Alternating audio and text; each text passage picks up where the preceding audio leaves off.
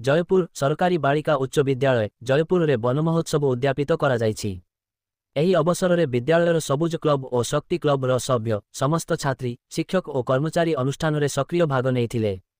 विद्यालय परिसर रे अनेक औषधीय वृक्ष फलमूल और अन्यान्य गछ बापन करा जायछि।